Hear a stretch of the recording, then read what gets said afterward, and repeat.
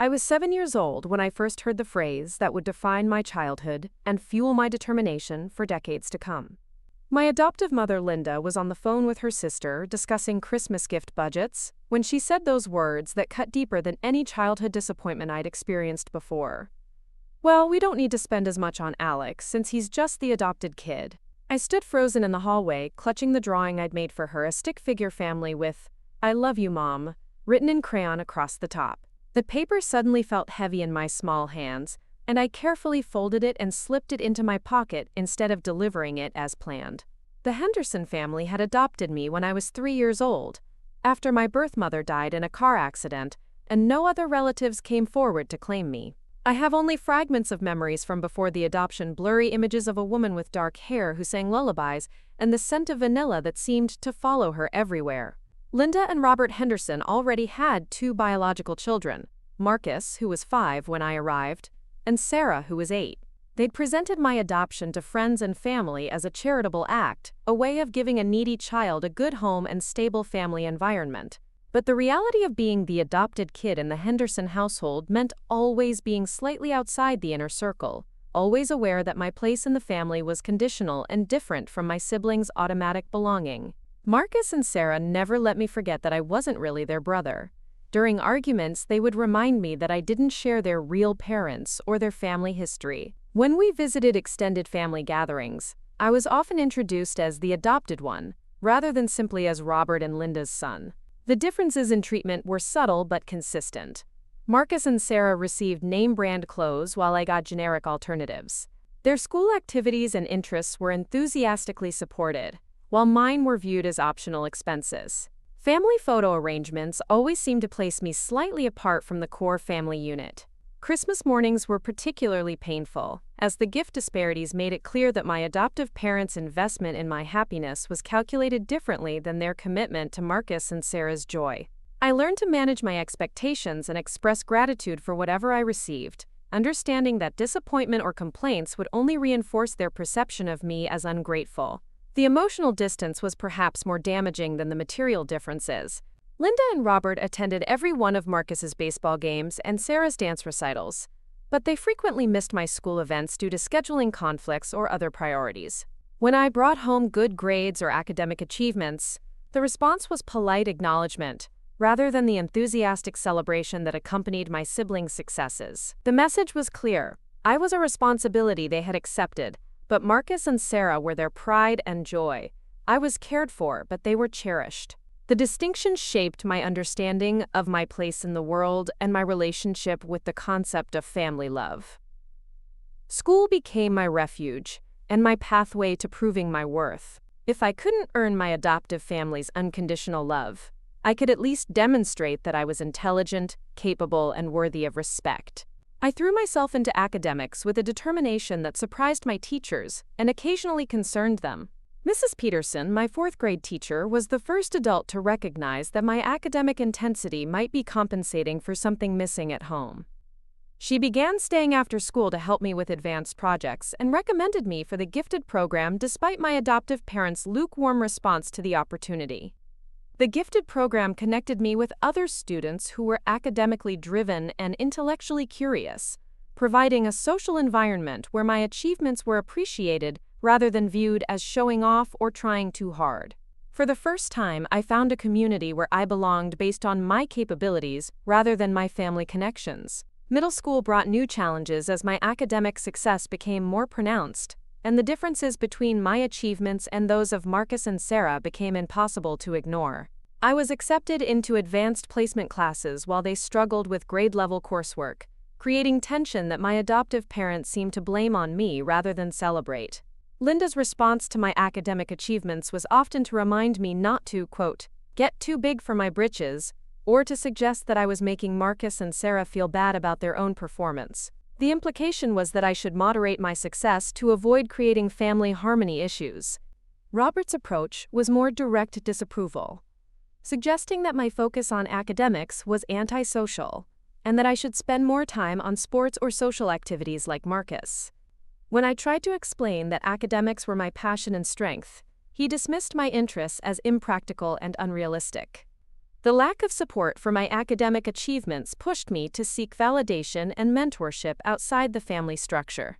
I began spending more time at the library, building relationships with librarians who encouraged my reading and research interests.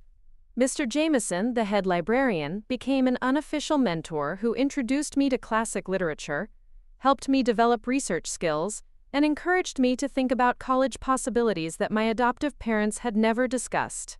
His belief in my potential provided emotional support that I wasn't receiving at home. High school intensified both my academic performance and the family tensions that surrounded my success. I was valedictorian of my class, captain of the debate team, and recipient of multiple academic awards, achievements that should have been sources of family pride but instead seemed to create resentment and discomfort.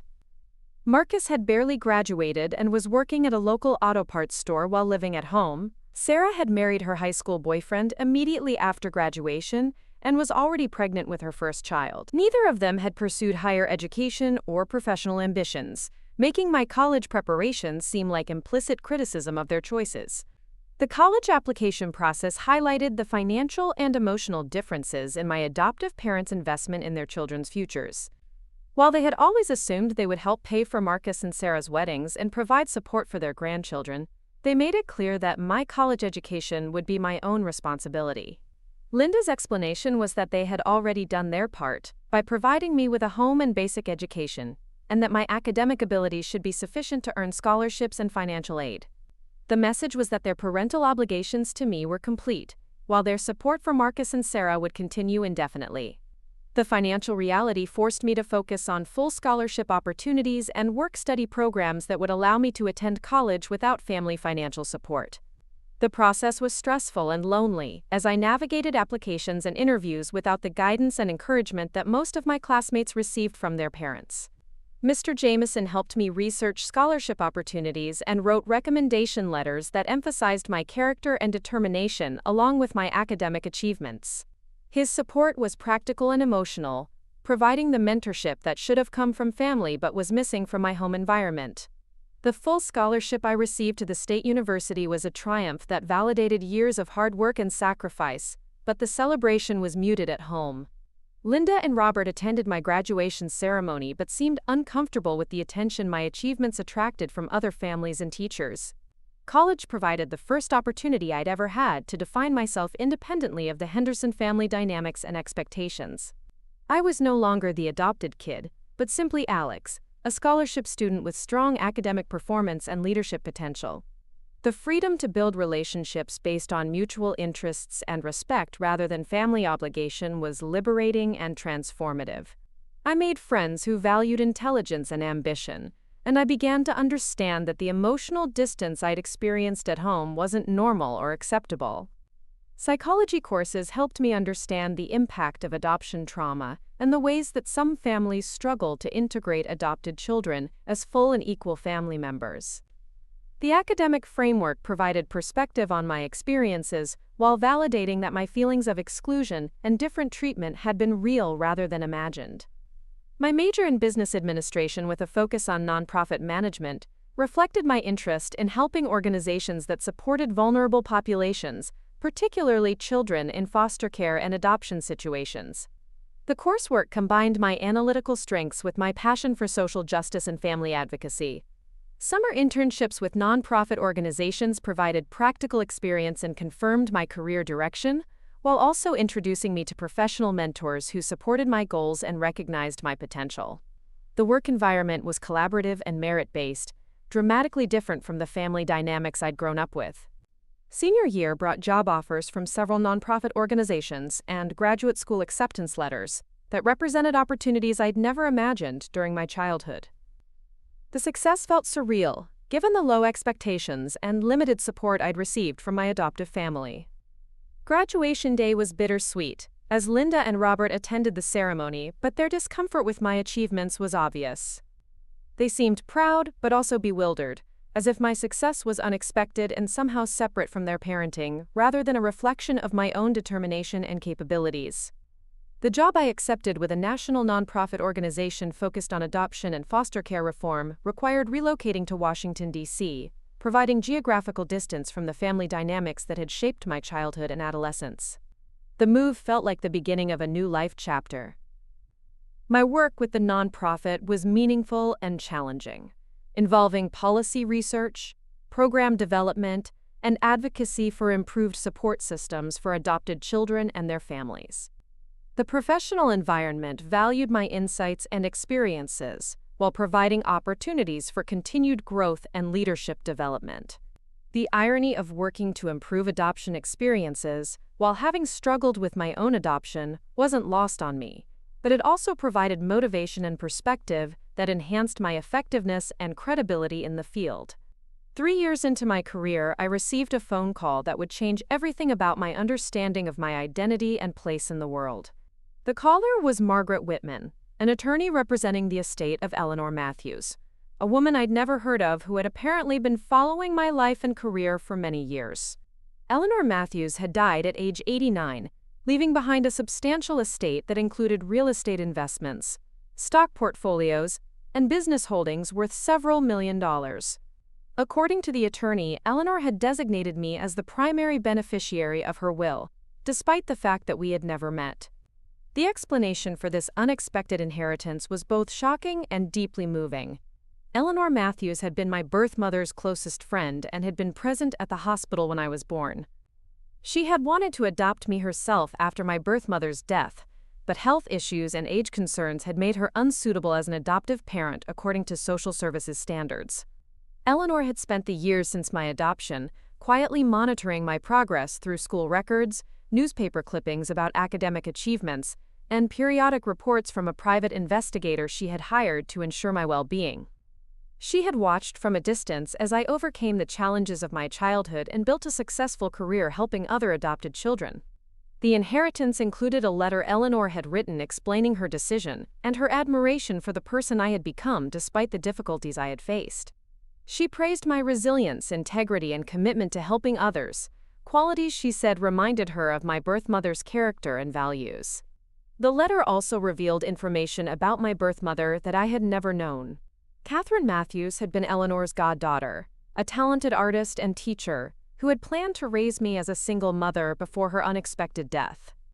Eleanor's descriptions painted a picture of a woman who would have been proud of my achievements and character.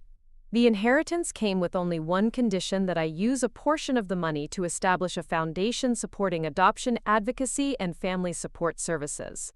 Eleanor wanted her legacy to continue the work I was already doing while providing resources that could help other adopted children receive better support and understanding. The news of my inheritance reached the Henderson family through local newspaper coverage of Eleanor's estate and the foundation announcement.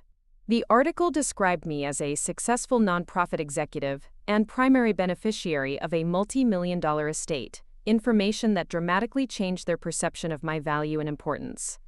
Linda called within hours of the newspaper article's publication, her voice conveying a warmth and enthusiasm that had been absent throughout my childhood. She expressed pride in my success and suggested that we should, quote, celebrate as a family and discuss how the inheritance might benefit everyone. The sudden interest in maintaining close family relationships was transparent and uncomfortable, particularly given the years of emotional distance and conditional support I had experienced. Linda's suggestions about family celebrations and shared benefits revealed the transactional nature of her affection and concern. Robert's approach was more direct, calling to discuss investment opportunities and family business ventures that could benefit from my new financial resources. His assumption that I would naturally want to share the inheritance with the family that had raised me ignored the years of exclusion and different treatment I had experienced. Marcus and Sarah both reached out with congratulations and requests for financial assistance with various personal projects and family needs. Their communications revealed that they viewed my inheritance as an opportunity for their own financial advancement, rather than recognition of my individual achievements and legacy. The family's reaction to my inheritance validated everything I had sensed about my conditional place in their affections and priorities. Their sudden interest in maintaining close relationships was directly correlated with my financial value rather than any genuine appreciation for my character or achievements. My response to their overtures was polite but firm.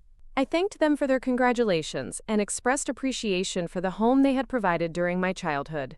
but I made it clear that my inheritance was my responsibility and that my foundation work would be my priority for using Eleanor's legacy. The conversation with Linda about family expectations and inheritance sharing was particularly difficult, as she seemed genuinely surprised that I wouldn't automatically include them in my financial planning. Her assumption that family obligations would override my individual autonomy revealed how little she understood my perspective and experiences. Robert's reaction to my decision to maintain independent control over the inheritance was anger and accusations of ingratitude. He reminded me of everything they had done for me and suggested that I owed the family financial support as repayment for their care and expenses.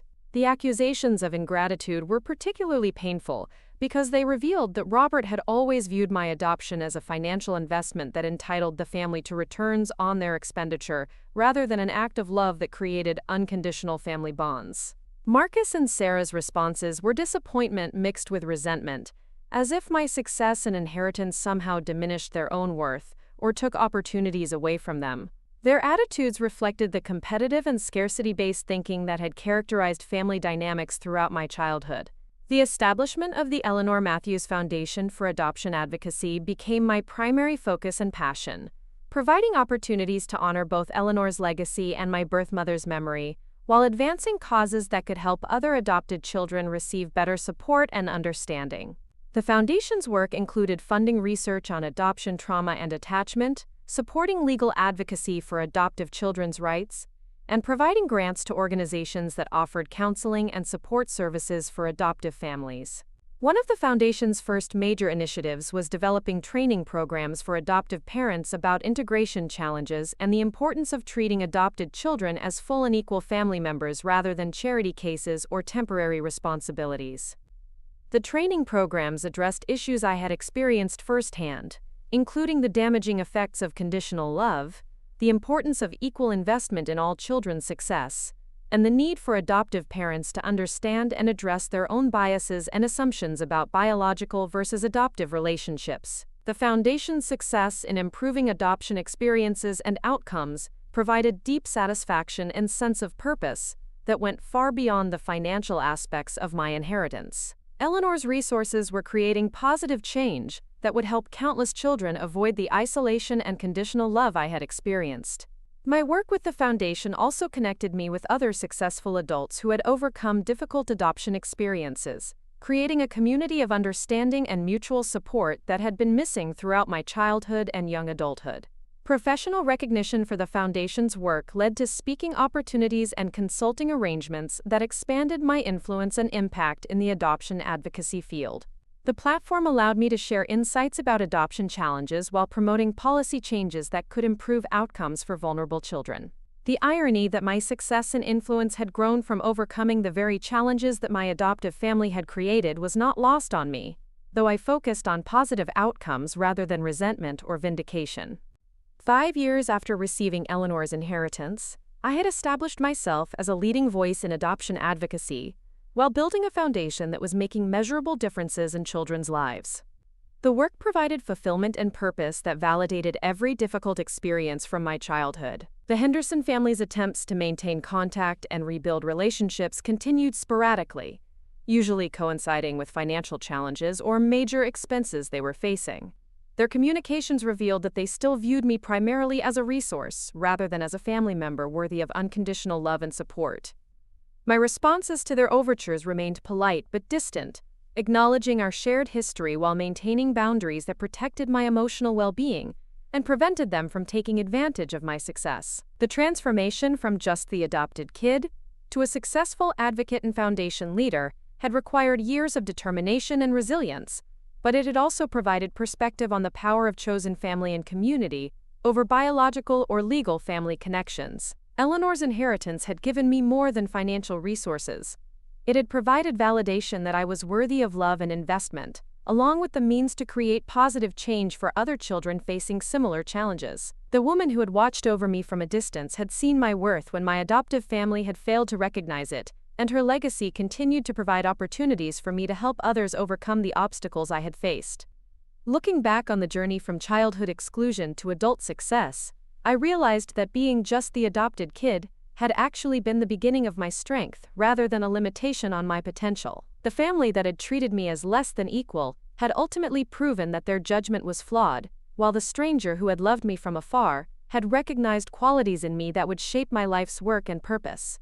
Eleanor's inheritance had provided justice and vindication, but more importantly, it had enabled me to transform my difficult experiences into resources for helping others build better lives and stronger family connections. The boy who had been told he didn't deserve equal investment had grown into a man who was investing in the futures of countless children, ensuring that they would receive the support and recognition that every child deserves. My story had evolved from exclusion and conditional love to purpose and meaningful impact, proving that family worth isn't determined by biology or legal adoption, but by the love, support, and recognition we provide to each other.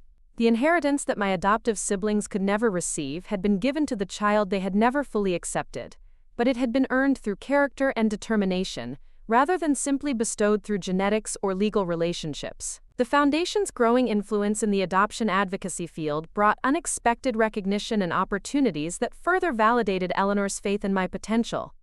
3 years after establishing the Foundation, I was invited to testify before Congress about adoption reform legislation, representing the voices of thousands of adopted children who had experienced challenges similar to mine. The congressional testimony was a pivotal moment that transformed my personal story into a platform for systemic change. Speaking to lawmakers about the importance of comprehensive support for adoptive families and the long-term impact of conditional love on children's development felt like the culmination of everything I had worked toward. The media coverage of my congressional testimony included references to my background and the Foundation's work, drawing attention from adoption professionals and families across the country who reached out to share their own experiences and seek guidance. One particularly meaningful contact came from Dr. Sarah Chen, a developmental psychologist who had been researching attachment patterns in adoptive families. Her studies had identified the exact dynamics I had experienced: conditional acceptance, differential treatment, and the long-term effects of being made to feel like an outsider within one's own family.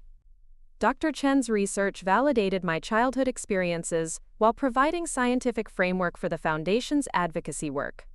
Her findings demonstrated that children who experienced conditional acceptance in adoptive families showed higher rates of anxiety, depression, and attachment difficulties that persisted into adulthood. The collaboration with Dr. Chen led to the Foundation funding comprehensive research on adoption outcomes and family integration strategies. The studies provided evidence-based recommendations for adoptive parent training and support services that could prevent the emotional damage I had experienced. The research also revealed that my experience was far from unique. Thousands of adopted children struggled with similar feelings of exclusion and conditional belonging within their adoptive families. The data reinforced the importance of the Foundation's work while highlighting the scope of the problem. Meanwhile, the Henderson family's financial situation had continued to deteriorate. Marcus had been laid off from the auto parts store and was struggling to find steady employment. Sarah's marriage had ended in an expensive divorce that left her with limited resources and 3 young children to support. Linda and Robert's retirement savings had been depleted by a series of poor investment decisions and unexpected medical expenses. Their modest home needed significant repairs they couldn't afford, and they faced the possibility of having to sell and downsize to something even smaller. The contrast between their financial struggles and my growing success and resources wasn't lost on any of us, though it created different emotional responses depending on perspective. They seemed to view the situation as cosmic unfairness, while I saw it as the natural consequence of their choices and priorities. Linda's calls became more frequent and desperate as their financial pressures mounted. She would update me on Marcus's job search, Sarah's custody battles, and their own health problems, always ending with subtle or direct requests for financial assistance. The requests were particularly difficult because they revealed that Linda still didn't understand the difference between charity and family love. She approached me as if I were a wealthy stranger whose assistance needed to be earned through sympathy, rather than a son whose support should be based on unconditional family bonds. Robert's approach was more aggressive, making demands rather than requests and reminding me of legal and moral obligations he believed I owed to the family that had saved me from foster care. His entitlement to my resources was stunning, given the years of differential treatment and emotional distance I had experienced. The most painful interaction came when Sarah called to ask for help with her children's college funds, explaining that she wanted to give them opportunities that she had never had. The irony of her request was overwhelming, since her children were receiving more educational and emotional investment from her than I had ever received from our adoptive parents.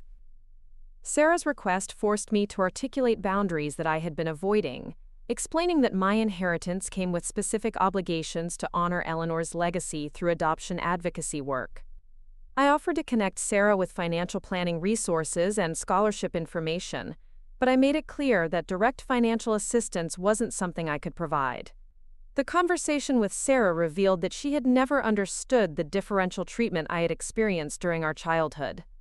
She seemed genuinely surprised when I mentioned specific examples of unequal investment and support, suggesting that the family dynamics had been normalized for her in ways they never were for me.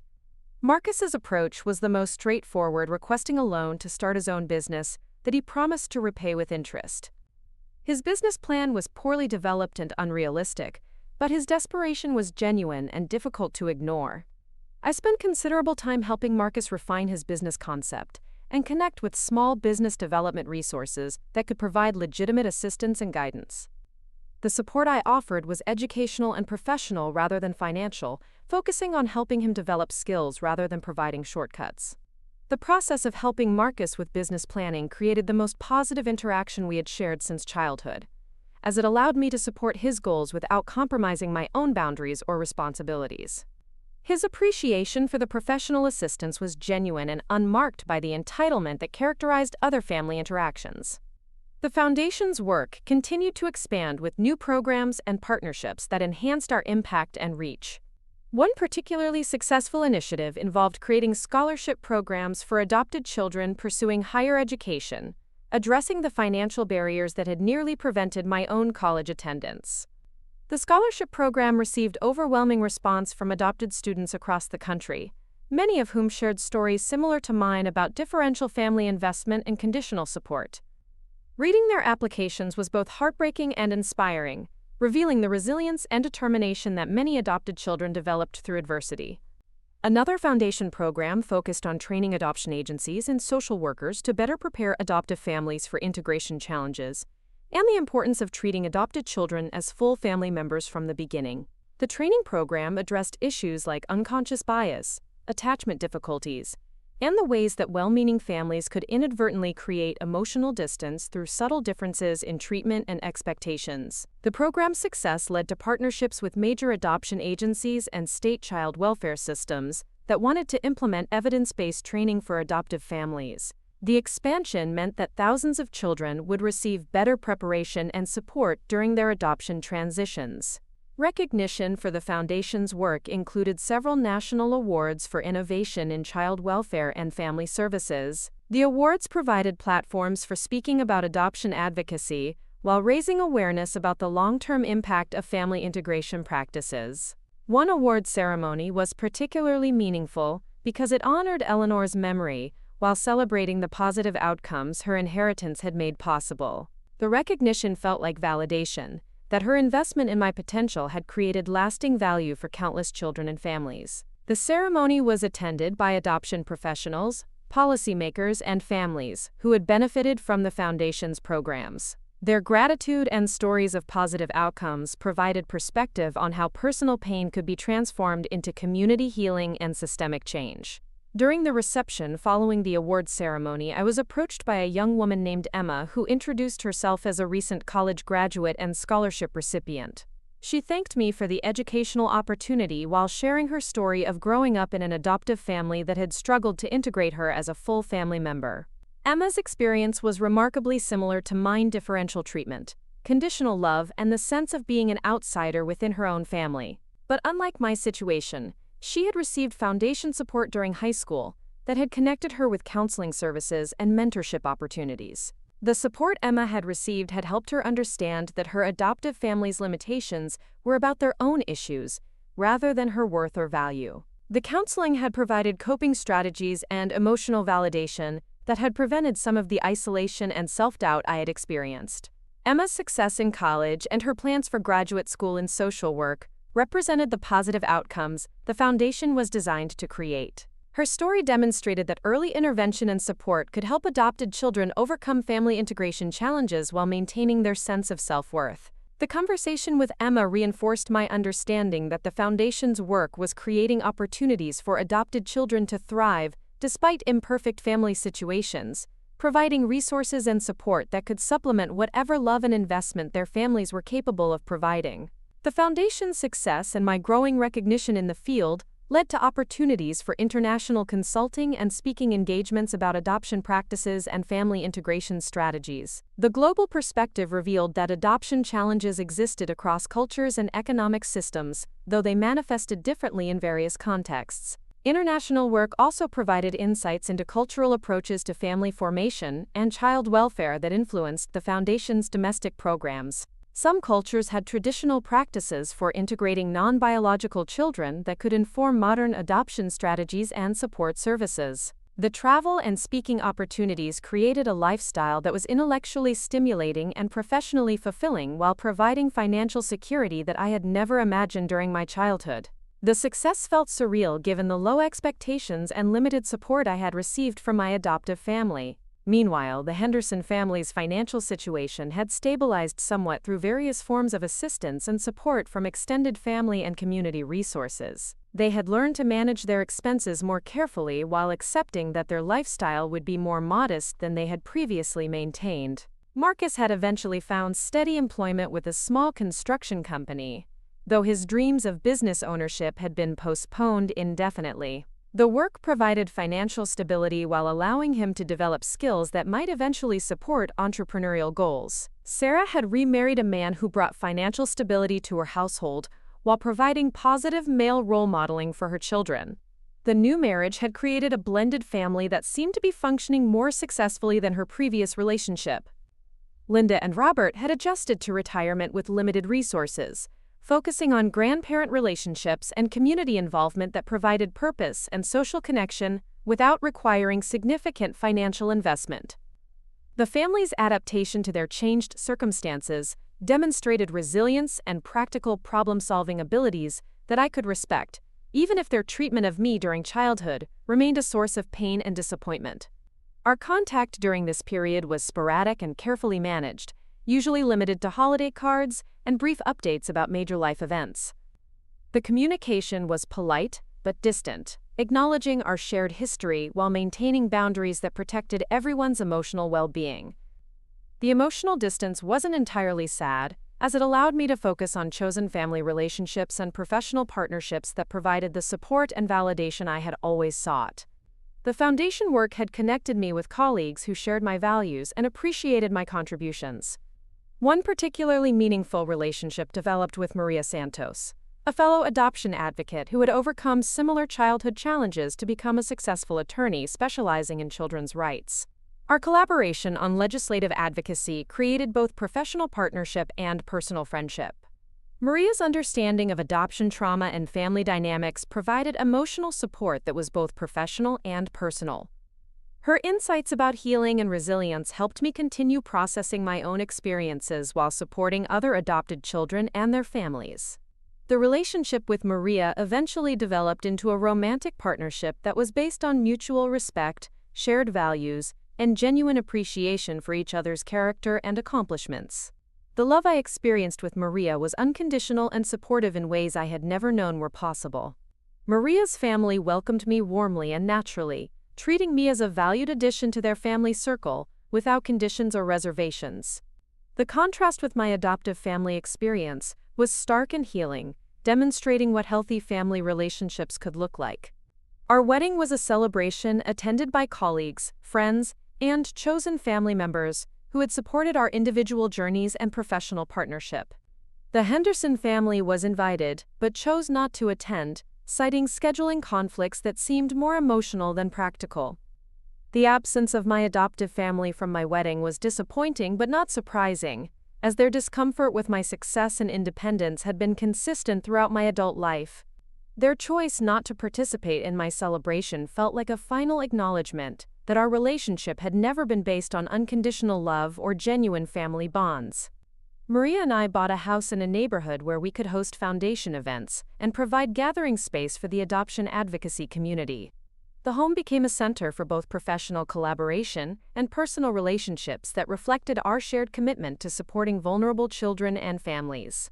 The Foundation's 10-year anniversary provided an opportunity to reflect on the progress that had been achieved and the challenges that remained in adoption advocacy and family support services.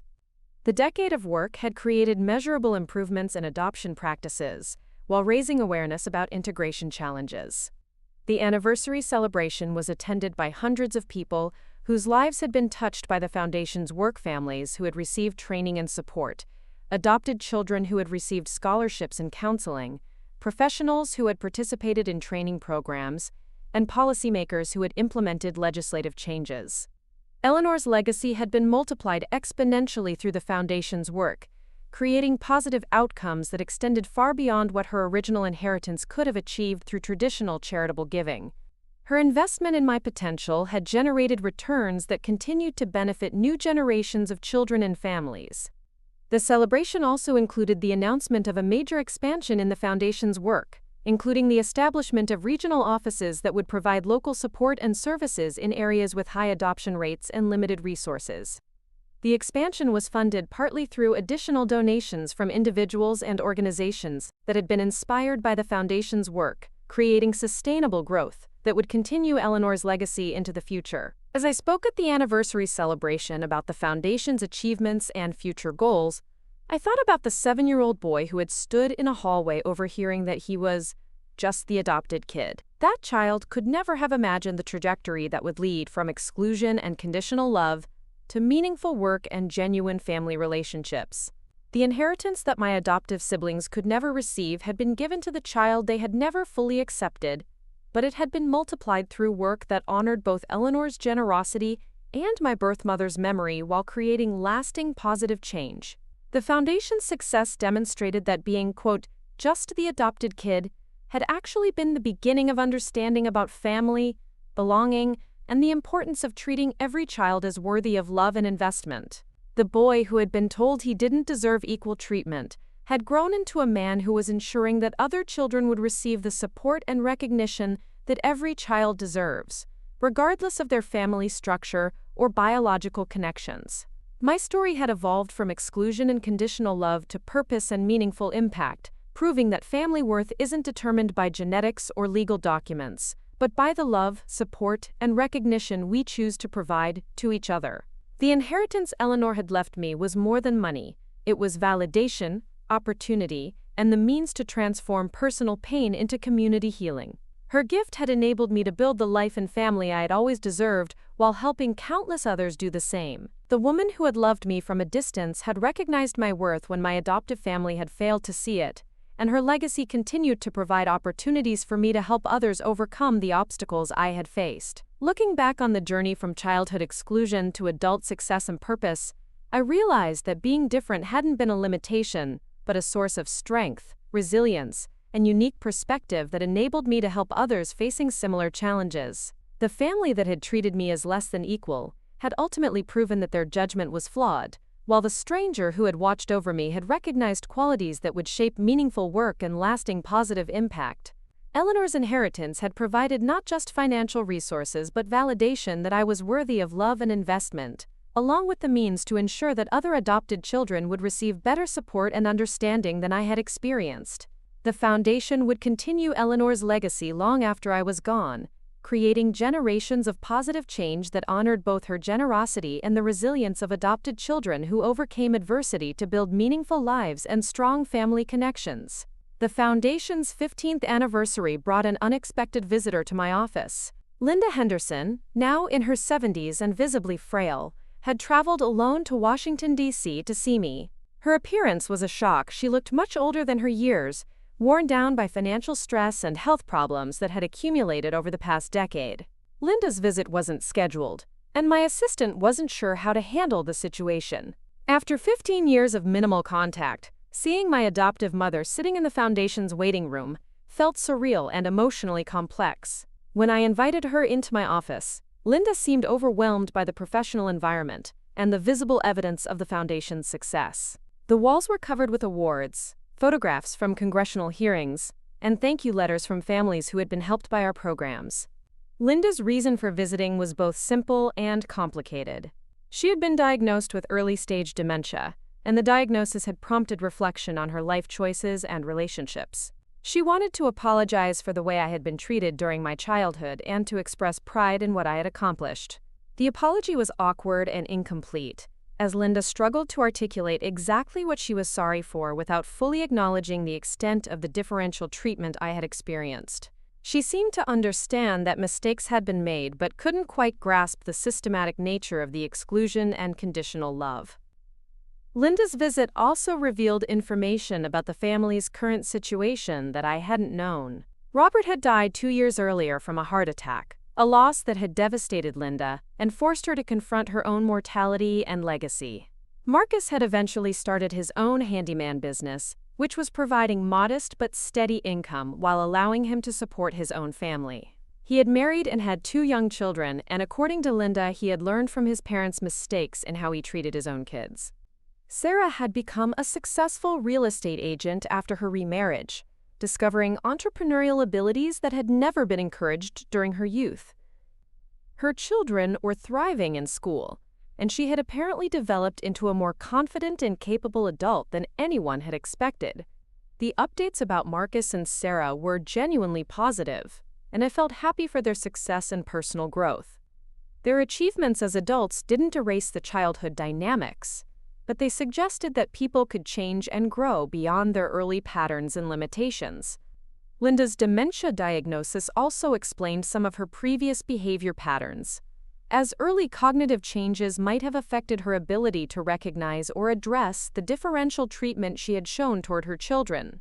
The explanation didn't excuse the choices, but it provided some context for understanding the family dynamics. During our conversation, Linda asked about my work with the foundation and seemed genuinely impressed by the scope and impact of our programs.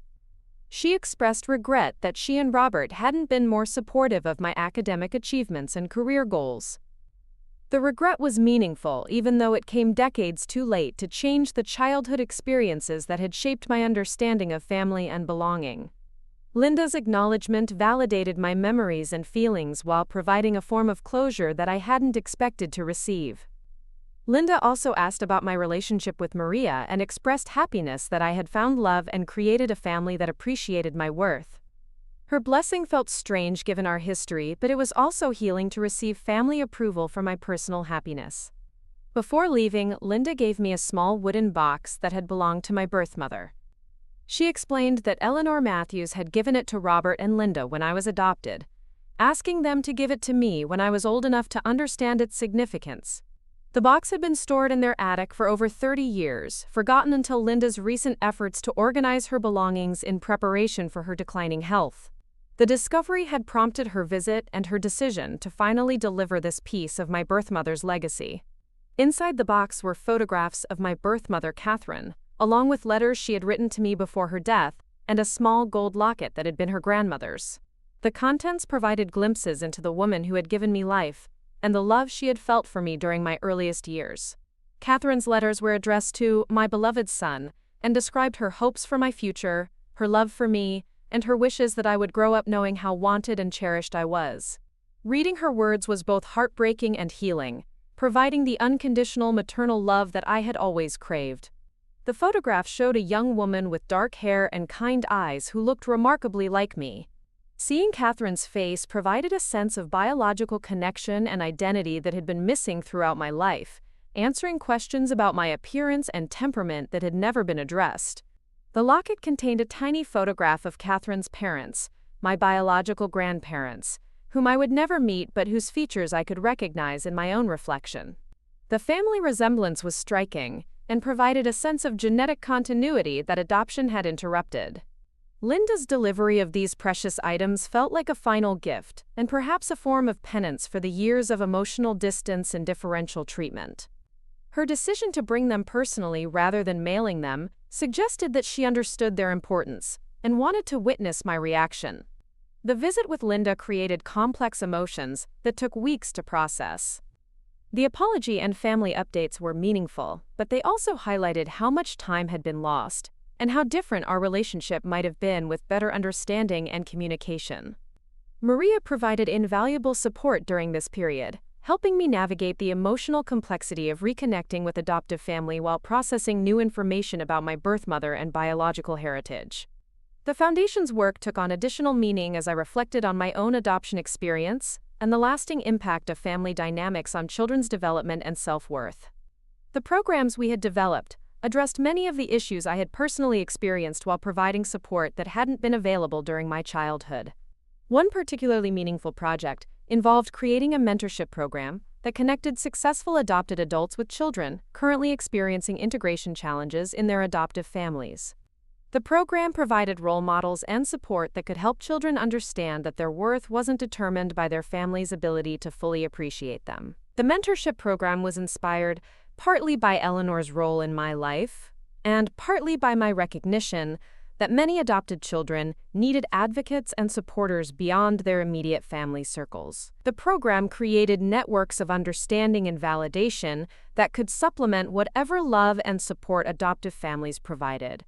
My own involvement in the mentorship program included working with teenagers who were academically gifted but receiving limited family support for their educational goals.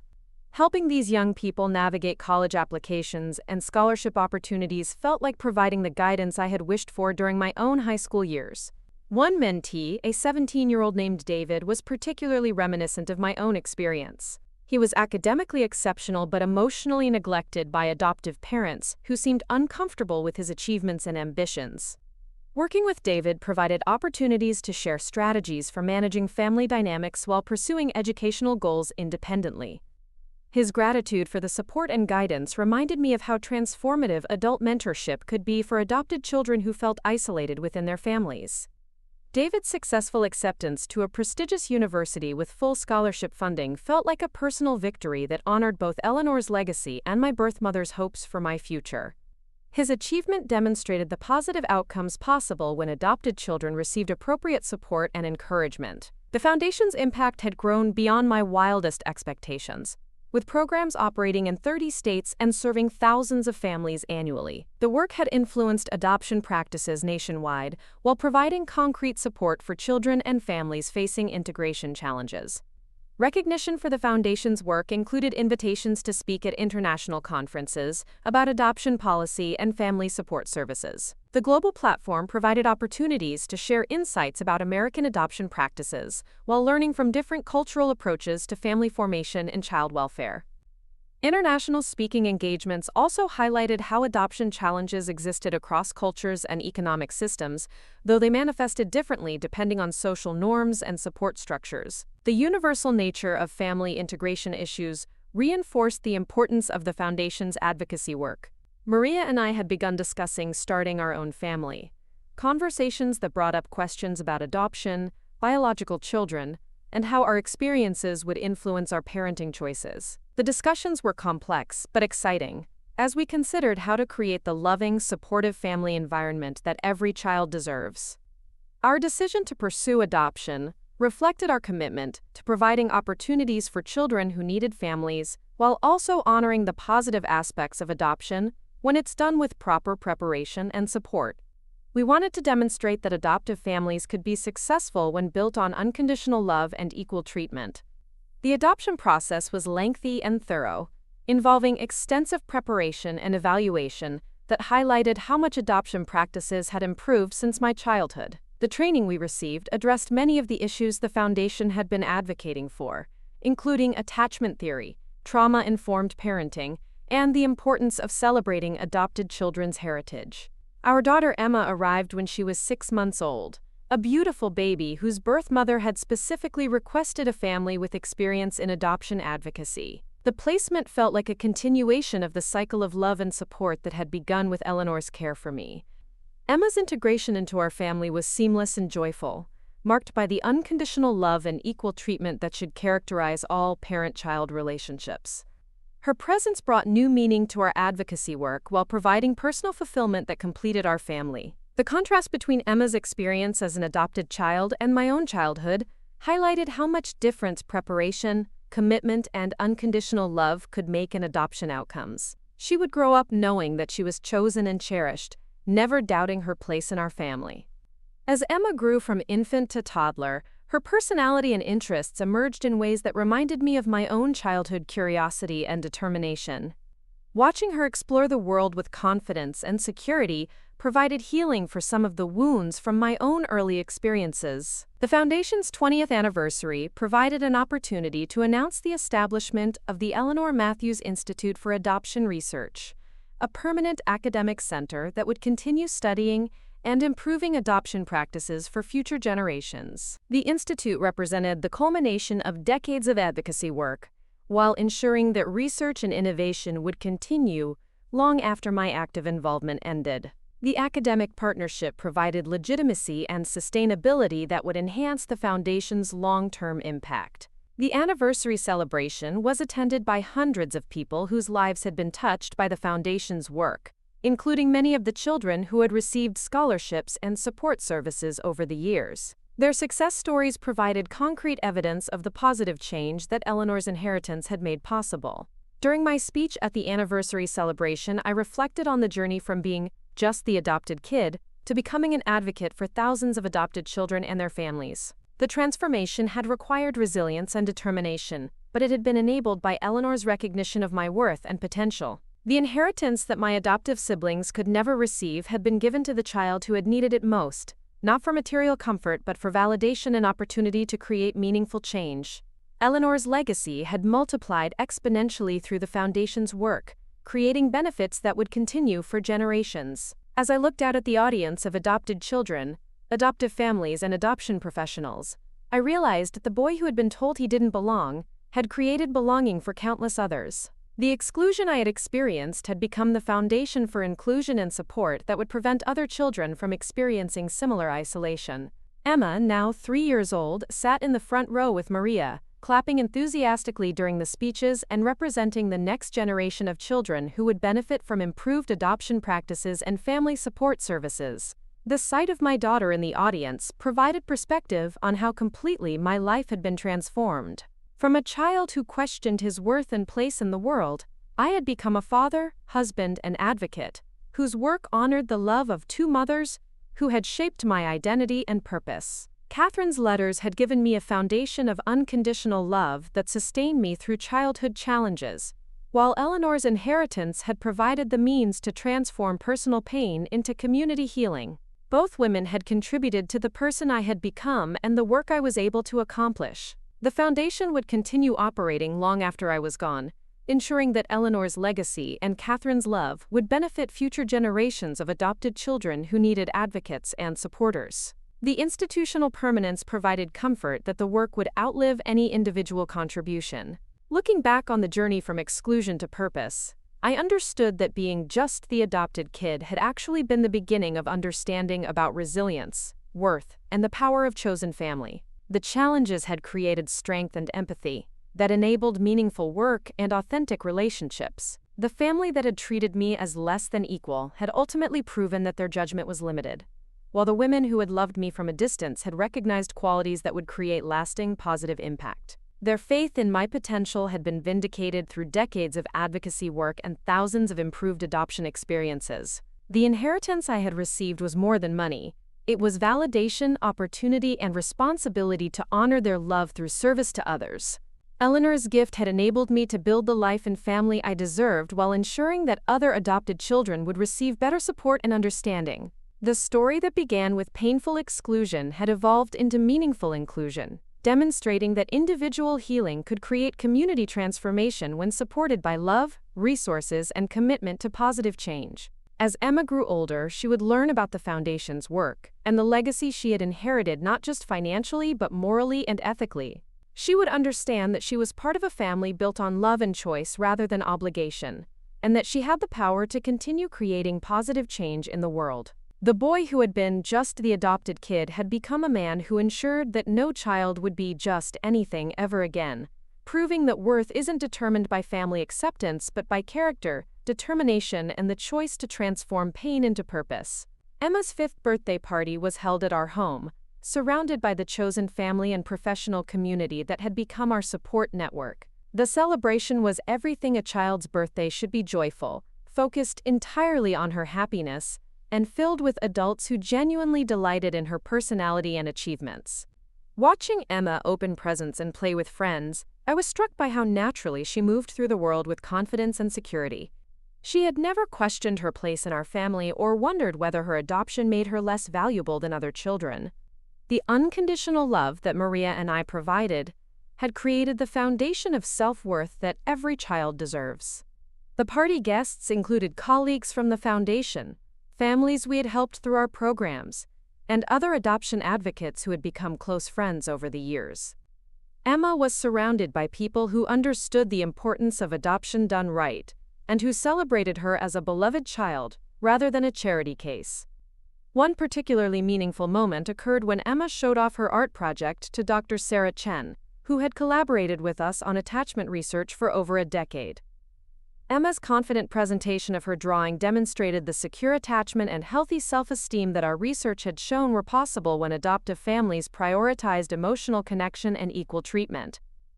Dr. Chen later commented that Emma represented everything our advocacy work was designed to achieve: an adopted child who was thriving emotionally, academically, and socially, because she had been welcomed into a family that truly understood what adoption should be.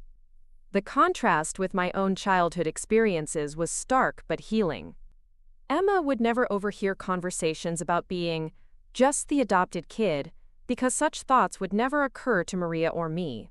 Her adoption was a source of joy and gratitude rather than reluctant obligation. As Emma grew older, her questions about adoption were answered honestly and age-appropriately, with emphasis on how much she was wanted and chosen, rather than focusing on what she had lost. The narrative we created for her was one of love and intentional family building, rather than rescue or charity. The Foundation's work had evolved to include extensive research on adoption storytelling and the importance of helping children develop positive narratives about their adoption experiences. Emma's own story became a template for the kind of adoption narrative that builds self-esteem rather than creating questions about worth and belonging.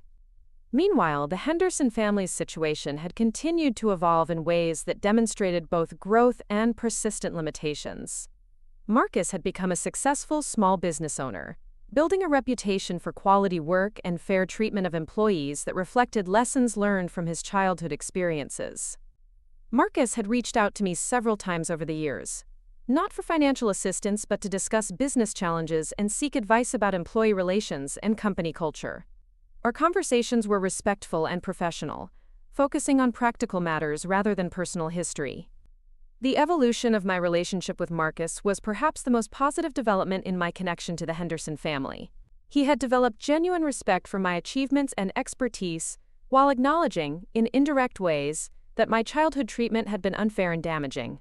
Sarah's success in real estate had led to involvement in community development projects that focused on affordable housing and family services. Her work brought her into contact with adoption agencies and family support organizations, creating unexpected connections to the field I had devoted my career to. Sarah had attended one of my speaking engagements at a community conference, staying afterward to express pride in what I had accomplished, and to share how her own understanding of adoption had evolved through her professional work. The conversation was awkward but meaningful, representing the first genuine adult interaction we had shared. Linda's dementia had progressed significantly, requiring her to move into assisted living where she received professional care and support. Marcus and Sarah had handled the transition responsibly, ensuring their mother received appropriate care while managing the financial challenges involved. The assisted living facility was modest but caring, staffed by people who understood dementia and provided dignity and comfort during Linda's decline. The quality of care reflected Marcus and Sarah's commitment to their mother's well-being, despite their own financial limitations. I had visited Linda twice during her time in assisted living, conversations that were poignant and difficult as her memory fluctuated between clarity and confusion. During lucid moments, she would ask about Emma and express happiness that I had created a loving family. Linda's questions about Emma revealed that she understood, in some fundamental way, the difference between my adoption experience and the family life I had created for my daughter. Her awareness suggested recognition of mistakes and regret for opportunities missed, even if she couldn't articulate the full scope of what had gone wrong. The Foundation's 25th anniversary provided an opportunity to announce a major expansion that would establish international programs focused on global adoption practices and cross-cultural family integration strategies. The expansion represented the culmination of decades of domestic success and research. The international expansion was funded partly through a major donation from an unexpected source. Marcus Henderson had contributed $50,000 from his business savings, explaining that he wanted to support work that honored the child he had failed to appreciate during our shared childhood. Marcus's donation was accompanied by a letter that was both apology and tribute, acknowledging the differential treatment I had experienced while expressing admiration for how I had transformed those experiences into meaningful service for other adopted children and families. The letter was perhaps the closest thing to a full apology I would ever receive from the Henderson family, and it felt meaningful despite coming decades after the childhood experiences it addressed. Marcus's recognition of my worth and contributions provided a form of closure that I hadn't expected to receive. Sarah also contributed to the anniversary campaign, using her real estate connections to organize a fundraising event that brought together community leaders and business owners who were interested in supporting adoption advocacy work. The fundraising event raised over $200,000 while raising awareness about adoption issues and the Foundation's work in the local community where I had grown up. Sarah's leadership of the effort demonstrated genuine commitment to supporting my work rather than simply making a token gesture. The community support for the anniversary campaign revealed how much attitudes about adoption had changed over the decades, partly due to the Foundation's advocacy work, and partly due to broader cultural evolution toward understanding diverse family structures. Emma, now 7 years old, participated in the anniversary celebration by presenting a drawing she had made of, quote, families that love each other. Her artwork depicted various family configurations, including single parents, blended families, and adoptive families, all connected by hearts that she had colored bright red. Emma's presentation to the anniversary audience was confident and joyful, reflecting the secure attachment and positive self-image that had developed through unconditional love and support. Her presence at the celebration represented the next generation of children who would benefit from improved adoption practices. The international expansion programs began with pilot projects in 3 countries where adoption practices needed significant improvement and family support services were limited. The work required cultural sensitivity and collaboration with local organizations who understood regional needs and challenges. One particularly successful program involved training adoption professionals in Eastern Europe about attachment theory and trauma-informed practices that could improve outcomes for children aging out of institutional care. The training addressed both immediate placement needs and long-term family integration strategies. Another international program focused on supporting adoptive families in Latin America, who are navigating economic challenges while trying to provide stable homes for adopted children. The program provided both financial assistance and educational resources about child development and family dynamics. The international work provided perspective on how adoption challenges varied across cultures and economic systems, while reinforcing universal principles about the importance of unconditional love and equal treatment for all children within families. Maria's involvement in the international programs had grown to include direct service delivery and program evaluation, making her a full partner in the Foundation's work, rather than simply a supportive spouse. Her expertise in child psychology and cross-cultural communication proved invaluable for international expansion. Our marriage had been strengthened by shared commitment to meaningful work while maintaining healthy boundaries between professional collaboration and personal relationship. We had learned to support each other's individual contributions while building a partnership that enhanced both our capabilities. The success of our marriage provided another example of how adoption-related healing could create positive outcomes that extended beyond individual recovery. Our relationship demonstrated that people who had experienced childhood trauma could build healthy, supportive partnerships when they committed to growth and mutual respect. Emma's school performance was exceptional, reflecting both natural intelligence and the confidence that came from unconditional family support. Her teachers consistently reported that she was academically gifted while also being emotionally mature and socially confident. The difference between Emma's educational experience and my own school years was remarkable.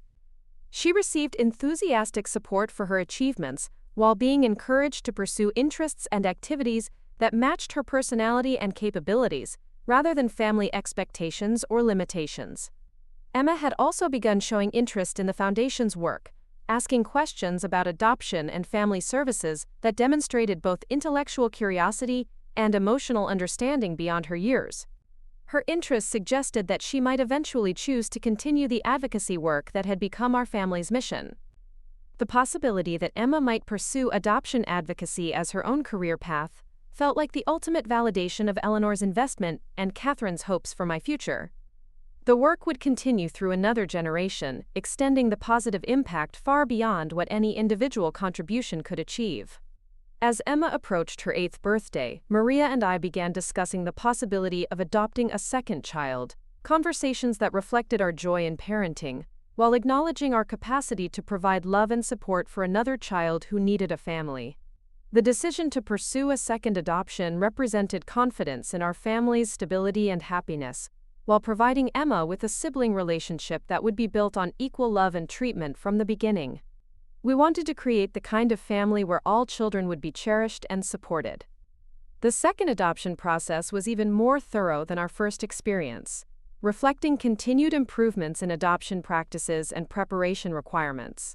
The training addressed sibling relationships, birth order considerations, and strategies for helping children adjust to family changes. Our son Michael joined our family when Emma was 8, and he was 2 years old, an energetic toddler whose personality immediately brought new joy and energy to our household. His integration was smooth and natural, facilitated by Emma's excitement about becoming a big sister. Emma's response to Michael's adoption demonstrated the secure attachment and generous spirit that had developed through her own positive adoption experience. She embraced her role as big sister with enthusiasm and protectiveness that reflected the unconditional family love she had always known. The sight of Emma helping Michael with puzzles or reading him bedtime stories provided daily reminders of how different adoption could be when families approached it with proper preparation, commitment, and unconditional love for all children. Michael's presence completed our family while reinforcing our commitment to providing equal love and support for both our children. Neither Emma nor Michael would ever question their place in our family or feel that their adoption made them less valuable than biological children. The Foundation's work had reached a point of maturity and sustainability that allowed for succession planning and long-term strategic development. The Eleanor Matthews Institute had established partnerships with major universities that would ensure continued research and innovation in adoption practices. My own role in the Foundation's work was transitioning from hands-on leadership to strategic oversight and mentorship of the next generation of adoption advocates. The evolution felt natural and appropriate, allowing me to maintain involvement while creating space for new voices and perspectives. One of my mentees, a young woman named Dr. Jennifer Walsh, who had been adopted internationally, was emerging as a leader in cross-cultural adoption research and advocacy. Her work was building on the Foundation's achievements while bringing fresh insights about global adoption practices and family integration strategies. Dr. Walsh's research focused specifically on identity development in internationally adopted children, addressing questions about cultural heritage and family belonging that were particularly relevant for children adopted across ethnic and national boundaries. The succession planning process included establishing endowments that would support the Foundation's work indefinitely, ensuring that Eleanor's legacy would continue creating positive change for adopted children and families long after my active involvement ended. The financial planning also included provisions for Emma and Michael's education and future opportunities, though both Maria and I were committed to raising them with understanding that they would need to earn their own success through character and effort rather than simply inheriting wealth. The values we were teaching Emma and Michael emphasized service, integrity, and the importance of using whatever advantages they possessed to help others who faced greater challenges. The lessons reflected both Eleanor's example and the understanding I had gained about the responsibility that comes with privilege and opportunity. As the foundation approached its 30th anniversary, the scope of positive change that had been achieved was remarkable. Thousands of adopted children had received scholarships and support services. Hundreds of adoptive families had received training and counseling, and adoption practices nationwide had been improved through research and advocacy. The impact measurement studies showed significant improvements in adoption outcomes for families who had participated in foundation programs, with higher rates of successful integration, better educational achievement by adopted children, and stronger family relationships overall. The research validation provided concrete evidence that Eleanor's investment had generated returns far beyond what traditional charitable giving could have achieved. Her faith in my potential had been multiplied through systematic work that created lasting institutional change. Emma, now 12 years old, had begun volunteering at foundation events and showing genuine interest in advocacy work. Her involvement was age-appropriate and voluntary, reflecting personal interest rather than family pressure or expectation. Michael, at 6 years old, was developing his own personality and interests that were completely different from Emma's academic and service orientation. His passion for building and creating things reminded me of my own childhood curiosity, though his interests were supported and encouraged rather than dismissed or minimized. The difference in Emma and Michael's personalities provided opportunities to demonstrate that adoptive families could celebrate and support diverse interests and capabilities without comparison or favoritism. Both children were valued for their individual qualities rather than expected to meet predetermined expectations. The family dynamics we had created with Emma and Michael represented everything the Foundation's advocacy work was designed to achieve: unconditional love, equal treatment, and support for each child's individual development and potential. As I watched Emma help Michael with his homework while Maria prepared dinner and I reviewed Foundation reports, I realized that we had created the family I had always dreamed of having. The love in our home was genuine and abundant, shared equally among all family members without conditions or reservations. The transformation from just the adopted kid to the father of 2 beloved adopted children represented the complete healing of childhood wounds through the creation of new relationships built on the values I had always wished to experience. Eleanor's inheritance had provided more than financial resources.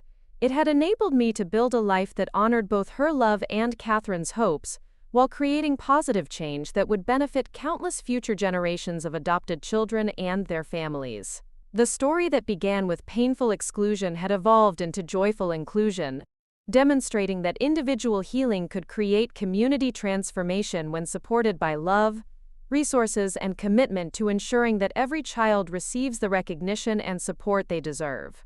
The boy who had been told he didn't belong had created belonging for thousands of others, while building his own family where belonging was never questioned and love was never conditional. The inheritance that my adoptive siblings could never receive had been given to the child who needed it most, not for personal comfort, but for the opportunity to transform pain into purpose and exclusion into advocacy that would prevent other children from experiencing similar isolation. As Emma and Michael grew older, they would learn about the Foundation's work and understand that they were part of a legacy built on the belief that every child deserves unconditional love and support, regardless of how they become part of a family. The Foundation would continue operating long after I was gone, ensuring that Eleanor's love and Catherine's hopes would benefit future generations of adopted children who needed advocates and supporters. The institutional permanence provided comfort that the work would outlive any individual contribution. Looking back on the journey from childhood exclusion to adult purpose, I understood that being just the adopted kid had actually been the beginning of understanding about resilience,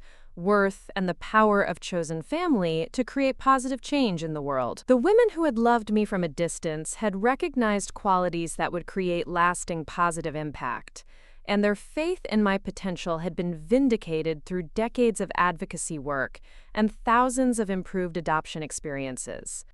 The inheritance I had received was validation, opportunity, and responsibility to honor their love through service to others, creating a legacy that would ensure no child would ever be just anything ever again. The Foundation's 30th anniversary celebration was held at the Kennedy Center, a venue that reflected the scope and significance of the work that had grown from Eleanor's original inheritance. The audience included adoption professionals, policymakers, and hundreds of families whose lives had been transformed by 3 decades of advocacy and support services. Emma, now 15, delivered the opening remarks with confidence and eloquence that demonstrated both her natural abilities and the secure foundation she had built through unconditional family love. Her speech focused on the importance of ensuring that every adopted child knew they were chosen and cherished, rather than simply rescued or accommodated. Michael, at 9 years old, had prepared a presentation about the Foundation's international programs, complete with maps and photographs that showed the global reach of the advocacy work. His enthusiasm for geography and cultures reflected interests that were encouraged and supported rather than redirected toward more practical pursuits. The celebration included the announcement of a major gift from an unexpected source. The Henderson Family Trust had donated their modest family home to the foundation, with the request that it be converted into a regional training center for adoptive families. The donation represented the culmination of Marcus and Sarah's evolving understanding of adoption and family integration. Marcus had driven down from our hometown for the anniversary celebration, bringing with him a letter that Linda had written during one of her lucid periods before her death 6 months earlier. The letter was addressed to me and contained her final attempt to articulate the regrets and recognition that dementia had made difficult to express clearly. Linda's letter acknowledged that she and Robert had failed to treat me as an equal member of the family and that their limitations had created unnecessary pain and isolation during my childhood. She expressed pride in what I had accomplished, and gratitude that my difficult experiences had led to meaningful work helping other adopted children. The letter also revealed that Linda had always known about Eleanor's monitoring of my progress, and had occasionally provided updates to Eleanor about my academic achievements and character development. The secret communication suggested that Linda had understood my worth even when she couldn't express it appropriately within the family dynamics.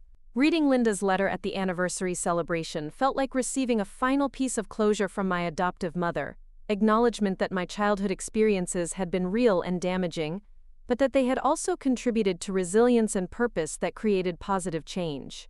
Marcus's presence at the celebration was meaningful because it demonstrated his commitment to supporting the work rather than simply making a token gesture. He had driven 8 hours to attend and had brought his teenage children, who were learning about their uncle's advocacy work for the first time. Marcus's children, my nephew and niece, were respectful and curious about the Foundation's work, asking thoughtful questions about adoption and family integration that suggested they were developing more sophisticated understanding than their grandparents had possessed. The conversation with Marcus's children provided hope that the next generation would approach adoption and family relationships with greater awareness and sensitivity, building on the lessons learned through decades of advocacy and education. Sarah had also attended the anniversary celebration, bringing her husband and children who were equally interested in learning about the Foundation's work. Her family's engagement suggested that the advocacy efforts had influenced understanding even within my own extended family network. The presence of the Henderson family members at the celebration felt like recognition and validation that had taken 30 years to achieve. Their attendance wasn't motivated by financial interest or obligation, but by genuine respect for the work and acknowledgement of its importance. During the reception following the anniversary program, Emma approached Marcus and thanked him for his donation, while expressing interest in learning more about her father's childhood experiences. Her gracious engagement with extended family demonstrated the social confidence that came from secure attachment and emotional stability. Michael gravitated toward Marcus's son, who shared his interest in building and creating things. Watching the cousins connect over shared interests provided hope that the next generation could build relationships without the competitive dynamics and resentment that had characterized earlier family interactions. The anniversary celebration concluded with the announcement that Emma had been selected as the Foundation's first youth ambassador, a position that would allow her to speak about adoption issues from the perspective of a successfully integrated adopted child. Emma's appointment as youth ambassador represented both recognition of her capabilities and acknowledgement that her voice could provide unique insights about positive adoption experiences. Her role would help demonstrate that adoption could create strong, healthy families when approached with proper preparation and commitment. The Youth Ambassador Program was designed to provide platforms for adopted children and young adults to share their experiences while advocating for improved adoption practices and family support services. Emma's leadership would help establish the program and mentor other young advocates. Michael had expressed interest in eventually participating in the Youth Ambassador Program when he was older, though his current focus remained on school and his various building projects. His casual confidence about his future involvement reflected the secure attachment and family belonging that every adopted child deserved. The international expansion programs had grown to include partnerships with adoption agencies and family service organizations in 15 countries, creating a global network of professionals committed to improving adoption outcomes and family integration practices. One particularly successful international program involved establishing scholarship funds for adopted children in countries where educational opportunities were limited by economic circumstances. The scholarships provided pathways to higher education while maintaining connection to cultural heritage and family backgrounds. Another international initiative focused on training social workers and adoption professionals about trauma-informed practices and attachment theory, addressing systemic issues that affected adoption outcomes across diverse cultural and economic contexts. The global reach of the Foundation's work meant that Eleanor's original inheritance had created positive change on every continent, touching the lives of adopted children and families in circumstances she could never have imagined when she made her initial bequest. My own role in the Foundation's work had evolved to focus primarily on strategic planning and mentorship, allowing younger advocates to assume leadership responsibilities while benefiting from institutional knowledge and experience. The transition to advisory leadership felt natural and appropriate, providing opportunities to share insights while creating space for fresh perspectives and innovative approaches to adoption advocacy and family support services. Dr. Jennifer Walsh had assumed the position of Executive Director, bringing international experience and research expertise that enhanced the Foundation's credibility and effectiveness. Her leadership represented the successful succession planning that would ensure continuity beyond my active involvement. Maria's role had expanded to include oversight of the research division and international programs, making her a full partner in the Foundation's work while maintaining her independent practice in child psychology. Her contributions had been essential to the Foundation's success and evolution. Our marriage had been strengthened by shared commitment to meaningful work, while maintaining healthy boundaries between professional collaboration and personal relationship. We had created a partnership that enhanced both our individual capabilities and our family stability. The success of our family relationships provided ongoing validation that adoption could create strong, loving families when approached with proper preparation, unconditional commitment, and genuine appreciation for each child's individual worth and potential. Emma's academic performance continued to be exceptional, reflecting both natural intelligence and the confidence that came from unconditional family support. She had been accepted into several prestigious colleges, with full scholarship offers that recognized both her academic achievements and her advocacy work. Emma's college plans included studying international relations, with a focus on human rights and family policy, preparation for potentially continuing the Foundation's work, or pursuing related advocacy in different contexts. Her career goals reflected both personal passion and family influence without pressure or expectation. Michael's interests had evolved to include architecture and sustainable design, fields that combined his love of building with environmental awareness and social responsibility. His career exploration was encouraged and supported, without attempts to direct him toward specific outcomes or expectations. The difference between our children's educational and career support and my own childhood experiences remained stark and healing. Emma and Michael received enthusiastic encouragement for their interests, while being reminded that their worth wasn't determined by their achievements or career choices. The Foundation's impact measurement studies continued to show significant improvements in adoption outcomes for families who participated in training and support programs, with measurable benefits including stronger family relationships, better educational achievement, and improved mental health outcomes for adopted children. The research validation provided concrete evidence that systematic advocacy and support could create lasting positive change, justifying continued investment in adoption reform and family integration services. Academic partnerships with major universities had established the Eleanor Matthews Institute as a leading research center for adoption studies, ensuring that innovation and knowledge development would continue indefinitely through institutional support. The Institute's research priorities included longitudinal studies of adoption outcomes, development of evidence-based training curricula for adoptive families, and evaluation of policy interventions designed to improve adoption practices and support services. International research collaborations were producing comparative studies of adoption practices across different cultural and legal systems, providing insights that informed global advocacy efforts and policy development initiatives. The breadth and depth of research emerging from the Institute represented the kind of institutional legacy that Eleanor had envisioned when she designated me as her heir, creating knowledge and understanding that would benefit future generations of adopted children and families. As I prepared for my 60th birthday, the transformation from just the adopted kid to respected advocate and loving father felt complete, but ongoing. The work would continue evolving and expanding, but the foundation for lasting positive change had been firmly established. The birthday celebration was held at our home, surrounded by chosen family and professional colleagues who had become intimate friends over decades of shared commitment to adoption advocacy and family support work. Emma and Michael had organized the celebration with Maria, creating an event that reflected our family's values while honoring the journey that had led from childhood exclusion to adult purpose and meaningful relationships. The guest list included Dr. Chen, Mr. Jameson, now retired but still mentoring young people, foundation colleagues, international partners, and families who had been helped by our programs over the years. The gathering represented the community of understanding and support that had replaced the conditional family relationships of my childhood. Marcus attended the birthday celebration, bringing his family and a photo album he had created documenting my childhood achievements that our parents had failed to properly celebrate. The album included school newspaper clippings, academic award announcements, and photographs from events that Linda and Robert had missed. As I turned through the pages of memories that Marcus had carefully preserved, I felt a profound sense of completion wash over me. Here was evidence that someone had been paying attention, that my achievements had mattered even when they weren't acknowledged at the time. The final page of the album contained a handwritten note from Marcus. "I'm sorry it took me 40 years to see what was always there. You were never just the adopted kid. You were always our brother, and I wish we had been worthy of you sooner."